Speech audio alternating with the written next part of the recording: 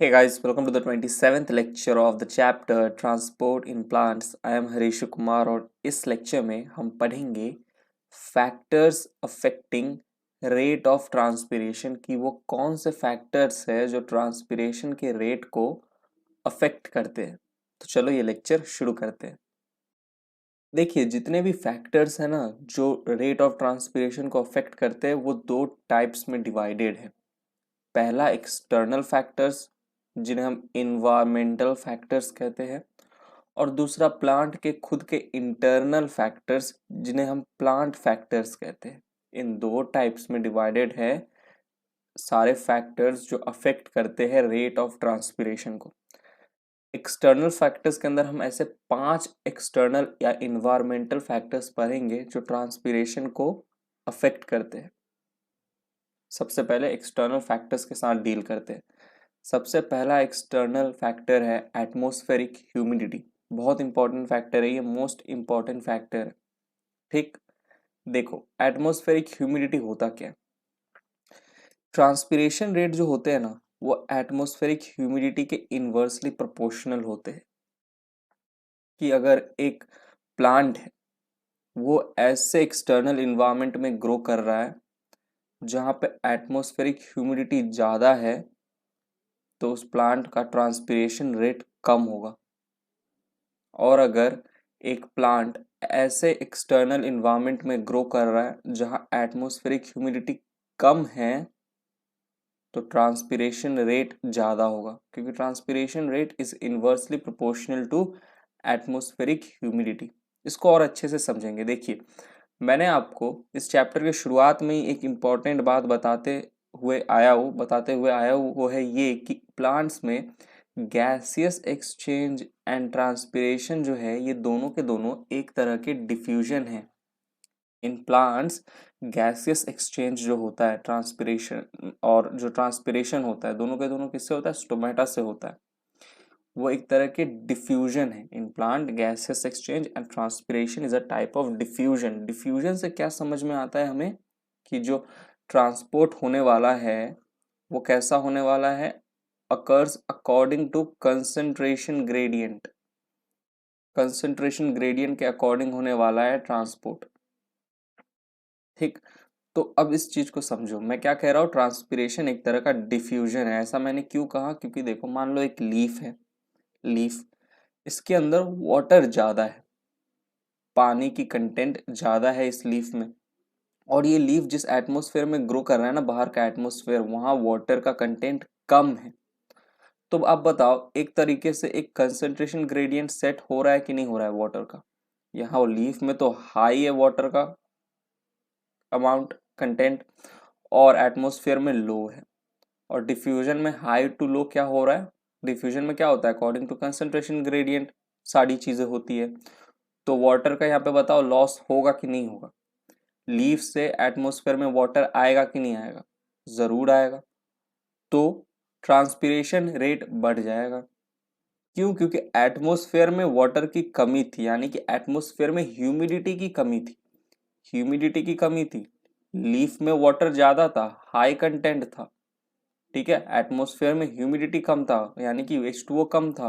तो according to concentration gradient leaf से बाहर की तरफ एटमॉस्फेयर में वाटर का लॉस हो गया इन the form of water vapour. तो हम कहते हैं ट्रांसपिरेशन। ट्रांसपिरेशन रेट ज्यादा क्योंकि एटमॉस्फेयर में ह्यूमिडिटी कम।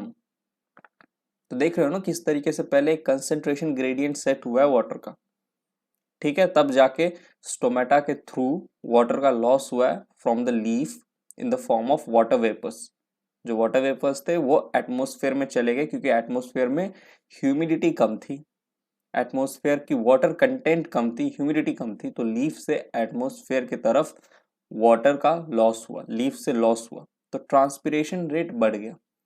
वही उल्टा कर लो, अगर एटमॉस्फेयर में H2O ज्यादा होता और लीफ में H2O कम होता, ठीक है, यहाँ लो यहाँ हाई, तो ट्रांसपिरेशन होता ही नहीं। तो लीफ से वाटर लॉस होता ही नहीं क्योंकि एटमॉस्फेयर में ऑलरेडी H2O ज्यादा है। ठीक है, तो इसीलिए इनवर्सली प्रोपोर्शनल है ट्रांसपिरेशन रेट एटमॉस्फेरिक ह्यूमिडिटी के। This is the most important factor. Atmospheric humidity को मोस्ट इंपॉर्टेंट फैक्टर कहा जाता है। क्यों कहा जाता है? क्योंकि यही एक ऐसा फैक्टर है, क्योंकि यही वो फैक्टर है जो कि ट्रांसपिरेशन के लिए वाटर का कंसंट्रेशन ग्रेडियंट सेट करता है। अरे भैया, कंसंट्रेशन ग्रेडियंट ही सेट नहीं होगा तो ट्रांसपिरेशन होगा ही नहीं। तो ये सबसे ज़्यादा इंपॉर्टेंट फैक्टर है कि वाटर का कंसंट्रेशन ग्रेडियंट सेट तो हो पहले, तब ट्रांसपिरेशन होगा। क्योंकि transpiration is a type of diffusion, it occurs according to concentration gradient of what? Of water।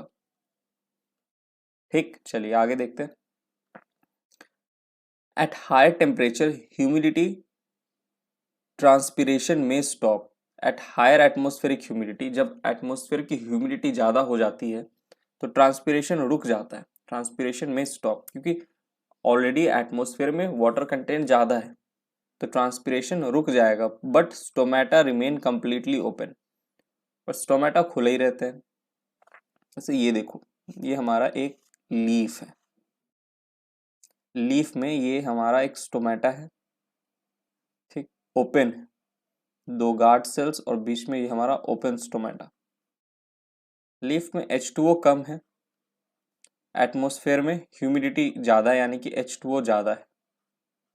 तो बताओ, at higher atmospheric humidity transpiration रुक जाएगा, ट्रांसपिरेशन नहीं होगा और वाटर लॉस होगा ही नहीं। ठीक है, ट्रांसपिरेशन रुक जाएगा, बट इसका मतलब ये नहीं है कि स्टोमेटा बंद हो जाएंगे, स्टोमेटा खुला रहता है।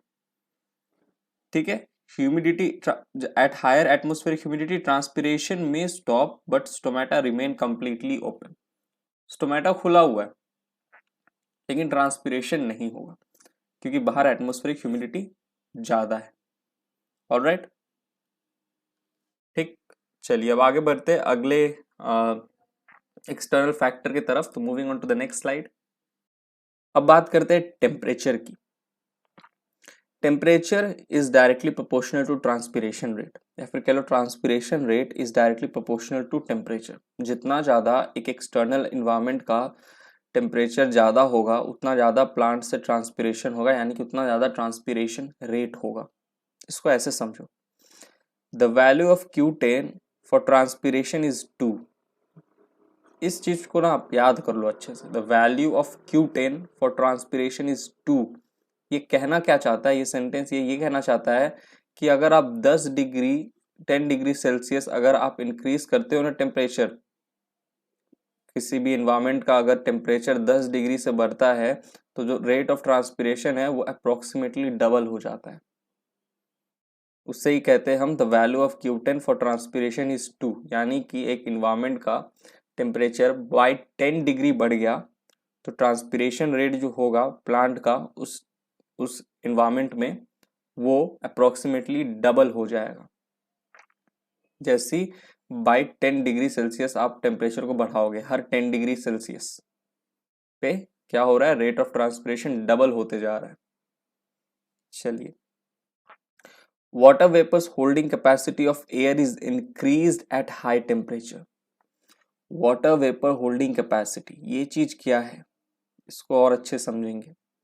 water vapor holding capacity of air is increased at high temperature so the rate of transpiration is increased। High temperature पे वाटर वेपर होल्डिंग कैपेसिटी बढ़ जाती है तो रेट ऑफ ट्रांसपिरेशन बढ़ जाती है। देखो, एक लीफ है, ठीक है, और ये बाहर एटमॉस्फेयर है, ठीक है, एटमॉस्फेयर में क्या है, देखो टेम्परेचर जब आप बढ़ाओगे ना एटमॉस्फेयर का तो एटमॉस्फेयर में जो ये वाटर मॉलिक्यूल्स है ना ये दूर दूर चले जाएंगे। जो एटमॉस्फेयर में वाटर मॉलिक्यूल्स थे, एटमॉस्फेयर में भी तो कुछ ह्यूमिडिटी है ना, तो वहां पे कुछ ह्यूमिडिटी है तो वहां पे भी कुछ वाटर मॉलिक्यूल्स है। तो जब एटमॉस्फेयर की टेम्परेचर बढ़ती है, ठीक है, टेम्परेचर बढ़ गई तो जो वाटर मॉलिक्यूल्स है ना वो दूर दूर चले जाते हैं, दूर दूर चले जाते हैं। तो अब वाटर मॉलिक्यूल्स दूर दूर चले गए, टेम्परेचर बढ़ गया है, ठीक है, दूर दूर चले गए तो ये वाटर मॉलिक्यूल्स दूर दूर गए, टेम्परेचर बढ़ गया, तो अब जो लीफ है इससे वाटर का लॉस होगा इन the form of water vapour. छोटे छोटे वाटर वेपर में क्या होगा, वाटर का लॉस होगा। ये जो वाटर वेपर है ना, ये जाके इन वाटर मॉलिक्यूल्स के अंदर जाके एडजस्ट हो जाएंगे। तो ये वाटर मॉलिक्यूल जो है ना, ये वाटर वेपर्स को होल्ड करते हैं। जो इन्वायरमेंट में, एटमॉस्फेयर में टेम्परेचर बढ़ने के कारण वाटर मॉलिक्यूल्स दूर दूर हो गए थे, तो बीच में जो जगह है ना, ये जो डिस्टेंस है वाटर मॉलिक्यूल्स के बीच का जो डिस्टेंस है वो बढ़ गया था। तो इसी जगह पे यहीं पे आके छोटे छोटे वाटर वेपर के मॉलिक्यूल्स आके क्या होते हैं, एडजस्ट हो जाते हैं। तो वाटर वेपर होल्डिंग कैपेसिटी जो होता है, वाटर वेपर होल्डिंग कैपेसिटी, इसको मैंने WHC शॉर्ट में लिखा है, वो बढ़ जाता है ऑफ एयर। जो एयर है ना, एटमॉस्फेयर में जो एयर, उसमें जो वाटर मॉलिक्यूल्स है वो दूर दूर चले गए, क्योंकि टेम्परेचर बढ़ा दिया आपने। वाटर मॉलिक्यूल्स दूर दूर चले गए ना, तो ये जो वाटर मॉलिक्यूल्स के बीच में जो ये जो जगह है ना, स्पेस है, यहाँ ये क्या करेंगे, ये होल्ड कर लेंगे इनको, वाटर वेपर्स को, जो कि लीफ से लॉस होने वाला है। तो टेम्परेचर बढ़ाओ आप, टेम्परेचर बढ़ाओ तो ये जो वाटर मॉलिक्यूल्स के बीच का जो स्पेस है ये बढ़ेगा, और वाटर होल्डिंग कैपेसिटी जो है वो बढ़ जाएगा।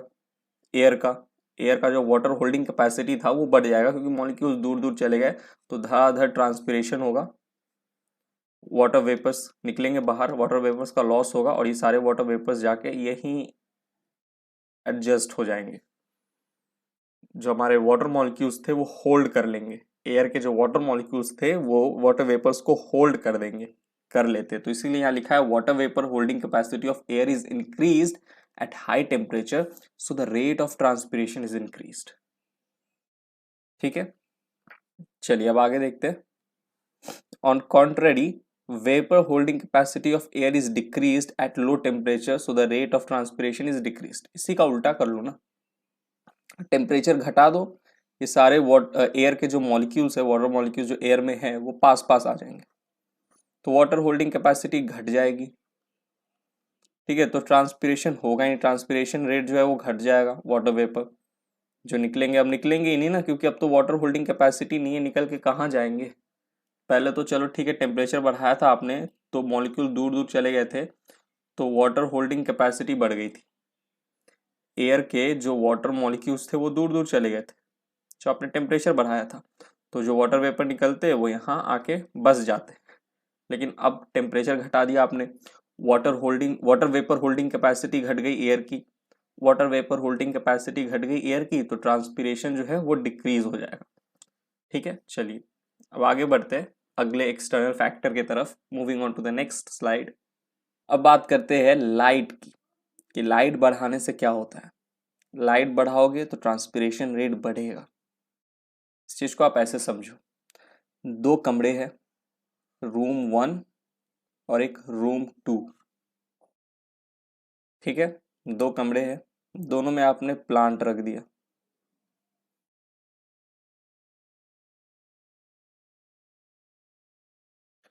और आपने एक ये कमरे ऐसे बनाए गए ना, कि जब सनलाइट पड़ती है, सनलाइट, सन की जो लाइट आती है ना, सूर्य की जो रोशनी, तो इस तरीके से आती है कि रूम 1 पे तो अच्छा खासा सनलाइट आता है, ज़्यादा सनलाइट अच्छा खासा, लेकिन 2 पे कम आता है, लाइट कम आती है। इस तरीके से आपने दोनों कमरे बनाए हैं।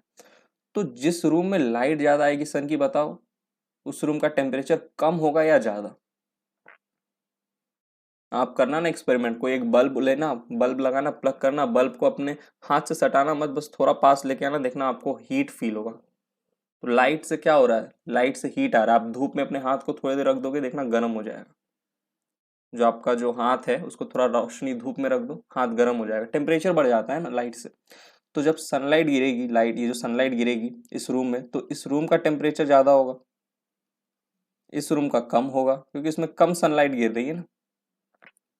तो टेम्परेचर बढ़ गया लाइट के कारण से, राइट। और टेम्परेचर बढ़ता है तो आपको पता है, मैंने अभी आपको बताया कि एटमॉस्फेयर में जो वाटर वेपर होल्डिंग कैपेसिटी है वो बढ़ जाती है, तो ट्रांसपिरेशन रेट बढ़ जाती है। तो वही है, लाइट का भी उसी तरीके से काम है। लाइट बढ़ेगी, लाइट प्लांट के ऊपर गिरेगी, लीफ के ऊपर गिरेगी, ठीक है, जहाँ पे गिर रही है वहाँ का टेम्परेचर बढ़ जाएगा, टेम्परेचर बढ़ जाएगा, ट्रांसपिरेशन रेट बढ़ जाएगा। तो जितना ज़्यादा लाइट गिर रहा है उतना ज़्यादा ट्रांसपिरेशन रेट। ठीक है, लाइट इंक्रीजेस ट्रांसपिरेशन कैसे, by heating effect on leaf. पत्ते पे लाइट गिरती है ना, सनलाइट गिरती है, तो उसके आजू बाजू का जो इन्वायरमेंट है, एटमोसफेयर है, वो क्या, वो उसका टेम्परेचर बढ़ जाता है। टेम्परेचर बढ़ जाता है तो जो एयर है, एटमोसफेयर में जो एयर है, उसके जो वाटर मॉलिक्यूल्स है दूर दूर चले जाते हैं, तो वाटर वेपर होल्डिंग कैपेसिटी बढ़ जाता है, तो ट्रांसपिरेशन रेट बढ़ जाता है। ठीक। Action spectrum of transpiration is blue and red. इस स्टेटमेंट से आपको बस इतना याद रखना है कि ब्लू एंड रेड लाइट जब गिरती है ना, तो ज़्यादा टेम्परेचर बढ़ता है, तो ज़्यादा ट्रांसपिरेशन होता है। कौन से लाइट पे? ब्लू एंड रेड लाइट पे। ऑलराइट। वो जो सूरज से जो रोशनी आती है वो तो विप गया और उसमें सारे रंग है ना, व्हाइट लाइट के अंदर सारे रंग है, violet, indigo, green, orange, red, blue, सब ठीक है ना। तो ब्लू एंड रेड लाइट पे सबसे ज्यादा ट्रांसपिरेशन रेट होता है। चलिए आगे विंड वेलोसिटी की बात करते हैं, जो हमारा चौथा एक्सटर्नल फैक्टर है। इसको अच्छे से समझेंगे। विंड वेलोसिटी यानी कि ट्रांसपिरेशन रेट है वो डायरेक्टली प्रोपोर्शनल विंड वेलोसिटी की। विंड वेलोसिटी जितना ज्यादा यानी कि तेज हवा उतना ज्यादा ट्रांसपिरेशन। देखो एक लीफ है, ये लीफ है, इस लीफ में ट्रांसपिरेशन हुआ, वाटर लॉस हुआ इन the form of water vapour, और वो वाटर वेपर आजू बाजू जाके जमा हो गया। यानी कि ये जो एटमॉस्फेयर था इसमें ह्यूमिडिटी आ गई, ह्यूमिडिटी बढ़ गई। ठीक है, तो अब ट्रांसपिरेशन उतना नहीं होगा, राइट, क्योंकि आपको पता है एटमॉस्फेरिक ह्यूमिडिटी बढ़ जाती है तो ट्रांसपिरेशन रेट बंद हो जाता है, ट्रांसपिरेशन रेट स्टॉप हो जाता है। सबसे पहला एक्सटर्नल फैक्टर जो आपको मैंने पढ़ाया था, T R inversely proportional to atmospheric humidity, right. तो ह्यूमिडिटी बढ़ गई क्योंकि वाटर लॉस हुआ है लीफ से, आजू बाजू वाटर वेपर से, राइट। एटमॉस्फेयर की ह्यूमिडिटी बढ़ गई तो ट्रांसपिरेशन रेट कम हो जाएगा। अब यहाँ पे क्या हुआ, तेज हवा चला, विंड वेलोसिटी, बहुत तेज हवा चला, और ये सारे के सारे वाटर वेपर्स जो थे वो उड़ के चले गए, यहाँ से कहीं और चले गए। वाटर वेपर जो थे, जो लीफ के आजू बाजू सराउंड थे, वो चले गए हवाओं के साथ। ठीक है, कौवा काऊ काऊ कर रहा है। ठीक। तो तेज हवा आया और आजू बाजू का जो वाटर वेपर था उनको अपने साथ ले गया, उड़ा ले गया। तो क्या होगा बताओ, ये सारे वाटर वेपर जो थे वो तो चले जाएंगे, गायब हो जाएंगे। वापस से लीफ कैसा हो जाएगा, इस तरीके का हो जाएगा। एटमॉस्फेयर की ह्यूमिडिटी वापस से बढ़ जाएगी, और ह्यूमिडिटी कम हो जाएगी ना, क्योंकि अब वाटर वेपर नहीं रहे, ह्यूमिडिटी कम हो जाएगी। ह्यूमिडिटी कम होती है तो फिर ट्रांसपिरेशन रेट बढ़ जाएगा, फिर यहाँ से ट्रांसपिरेशन होगा। ठीक। तो transpiration rate directly proportional to wind velocity. तेज हवा चला, ठीक है, ये जो इतने भी ह्यूमिड एयर थे वो उड़ के चले गए, तो वापस से फिर ट्रांसपिरेशन होगा। ट्रांसपिरेशन रेट जैसे जितना ज़्यादा विंड वेलोसिटी, जितना तेज हवा चलेगा ना उस जगह पे, उतना ज़्यादा ट्रांसपिरेशन रेट होगा उस प्लांट का। धड़ाधड़ वो ट्रांसपिरेशन करेगा, क्योंकि ह्यूमिड एयर को तो हवा उड़ा के ले जा रही है, तो वापस से ह्यूमिड एयर ह्यूमिडिटी क्रिएट करना होगा लीफ को अपने आजू बाजू, तो वो वाटर लॉस करता है, इसे हम ट्रांसपिरेशन कहते हैं। तो transpiration increases with the increase in wind velocity and vice versa. उल्टा भी होता है। ठीक है, तो हल्का हवा चल रहा है, विंड वेलोसिटी कम है, ठीक है, ट्रांसपिरेशन रेट भी कम होगी ना, हल्का हल्का हवा चल रहा है, और ये जो वाटर वेपर है ये अभी भी वहीं पे कहीं नहीं जा रहे, ह्यूमिडिटी मेंटेन्ड है, ट्रांसपिरेशन रेट घट जाएगा। ट्रांसपिरेशन और करेगा ही नहीं लीफ, क्योंकि उसके आजू बाजू तो ह्यूमिड एयर है ही, क्योंकि विंड वेलोसिटी धीरे धीरे कम जा रही है। ठीक, तो इसीलिए vice versa, because wind removes, क्योंकि विंड का क्या काम है, तेज हवाओं का काम है कि ये क्या करता है, wind removes humid air, saturated air around the stomata. Stomata के अराउंड का ह्यूमिडिटी है ना, उसको तेज हवा उड़ा के ले जाता है, तो वापस से ट्रांसपिरेशन करना पड़ता है प्लांट को। चलो अब आगे बढ़ते हैं फिफ्थ एक्सटर्नल फैक्टर, जो कि हमारा लास्ट एक्सटर्नल फैक्टर है। तो moving on to the next slide. अब बात करते हैं फिफ्थ एक्सटर्नल फैक्टर्स, जो कि है एटमॉस्फेरिक प्रेशर। ट्रांसपिरेशन रेट जो होते हैं वो इन्वर्सली प्रोपोर्शनल होते हैं एटमॉस्फेरिक प्रेशर की। कि एक इन्वायरमेंट में एटमॉस्फेरिक प्रेशर ज़्यादा है तो ट्रांसपिरेशन रेट कम होगा, और अगर एक इन्वायरमेंट में एटमॉस्फेरिक प्रेशर कम है तो ट्रांसपिरेशन रेट ज़्यादा होगा। इसको ऐसे समझो, लीफ है हमारा, ठीक है, लीफ, ये जिस एटमॉस्फेयर में है ना, उस एटमॉस्फेयर में क्या है, देखो वहाँ के जो ये जो वाटर मॉलिक्यूल्स है H2A जो मॉलिक्यूल्स है ये बहुत ही पास पास है।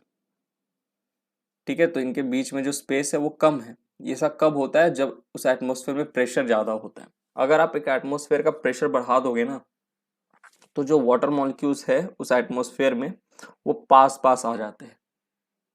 फैक्ट, साइंस याद रखना होगा आपको।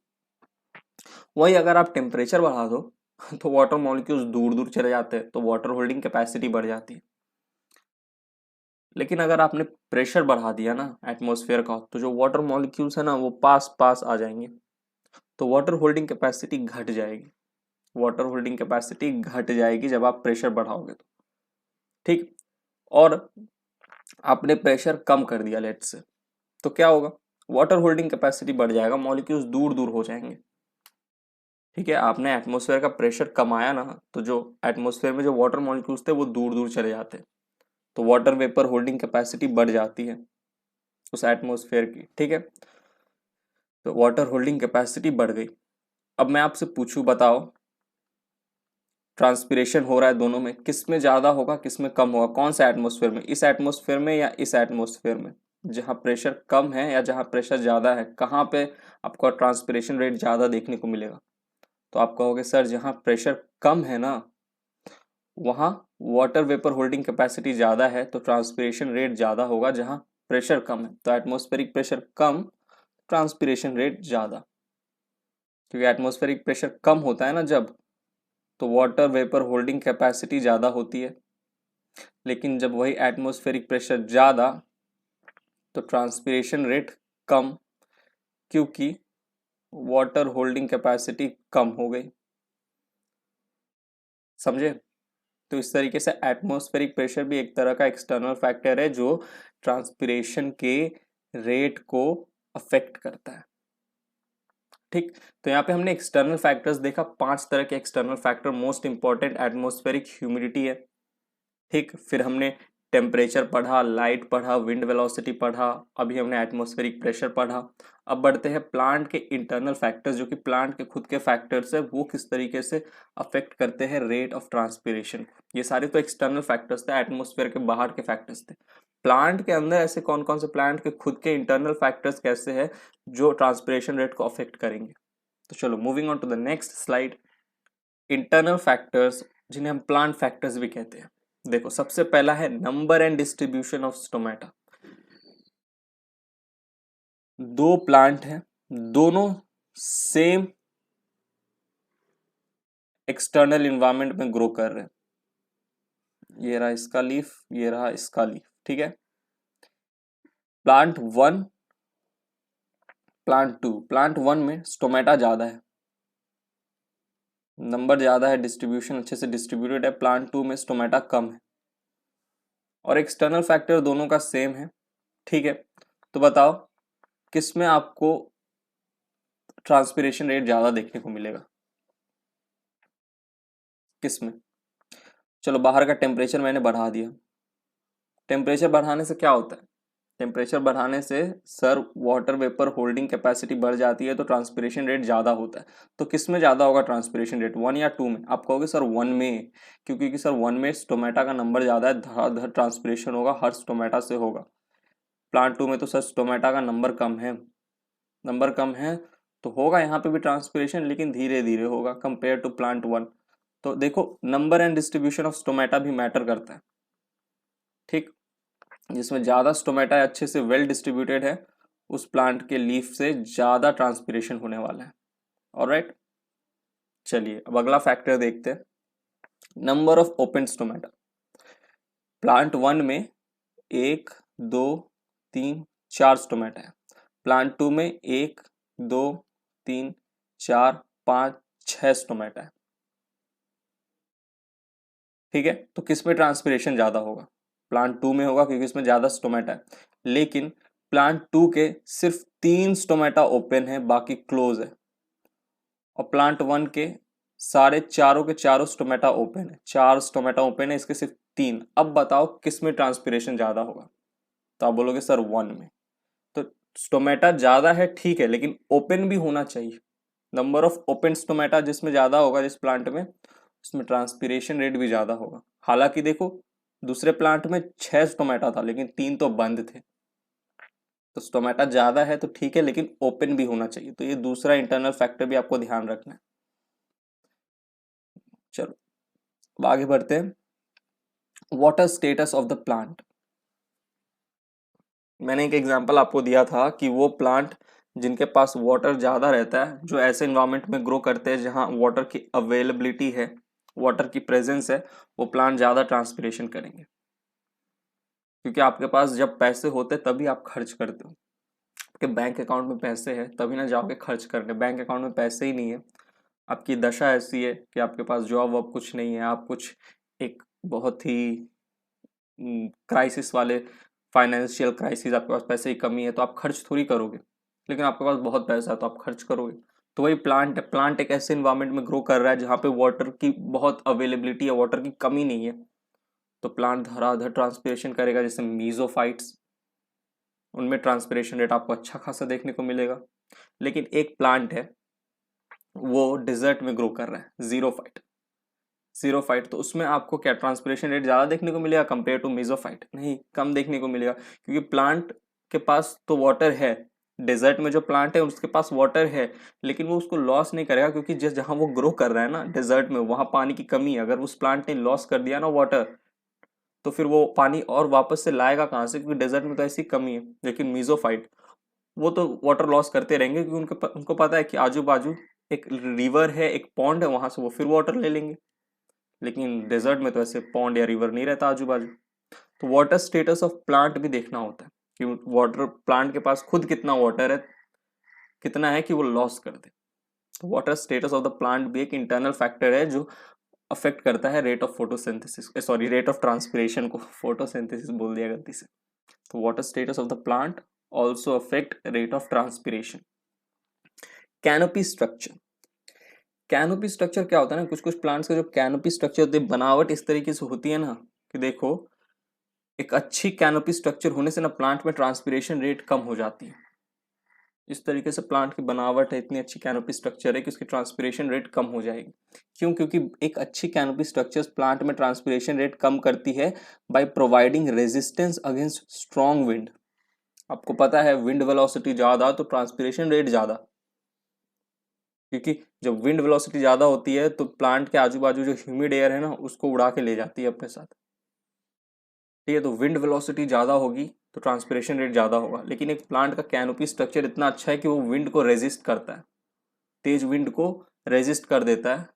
तेज हवा चलती है लेकिन कैनोपी स्ट्रक्चर इतना अच्छा है कि प्लांट से टकरा के फिर किसी और डायरेक्शन में चल जाती है, प्लांट को उतना अफेक्ट नहीं करती है। तो अगर एक अच्छा कैनोपी स्ट्रक्चर होगा ना तो वो प्लांट अच्छे से विंड को रेजिस्ट कर पाएगा, अच्छे से विंड को रेजिस्ट कर पाएगा, स्ट्रॉन्ग विंड को रेजिस्ट कर पाएगा, तो उसमें ट्रांसपिरेशन कम होगा। ठीक। लेकिन एक प्लांट है उसका कैनोपी स्ट्रक्चर ढीला ढाला है, खराब है, तो स्ट्रॉन्ग विंड आएगा और हिला के चला जाएगा प्लांट को, उसका ह्यूमिड एयर को उड़ा के ले जाएगा। तो वापस से उस प्लांट में फिर से ट्रांसपिरेशन होगा, ट्रांसपिरेशन रेट बढ़ जाएगा, ताकि वो प्लांट वापस से अपने अराउंड ह्यूमिड एयर जनरेट कर सके, तो वो फिर से प्लांट जो है वो ट्रांसपिरेशन करेगा। क्यों? क्योंकि तेज हवा चली, प्लांट का कैनोपी स्ट्रक्चर अच्छा नहीं था, तेज हवा को रेजिस्ट नहीं कर पाया प्लांट, और तेज हवा आई और ह्यूमिड एयर जो थी प्लांट के आजू बाजू उसको उड़ा के ले गई। तो एक अच्छा कैनोपी स्ट्रक्चर जो है वो प्लांट में ट्रांसपिरेशन रेट कम करती है, अच्छी कैनोपी स्ट्रक्चर। फिफ्थ है CO2 का कंसेंट्रेशन। इसको आप इस तरीके से याद रखो, एक प्लांट में अगर CO2 का कंसेंट्रेशन ज्यादा है ना तो उसका स्टोमेटा बंद होता है, स्टोमेटा क्लोज होता है।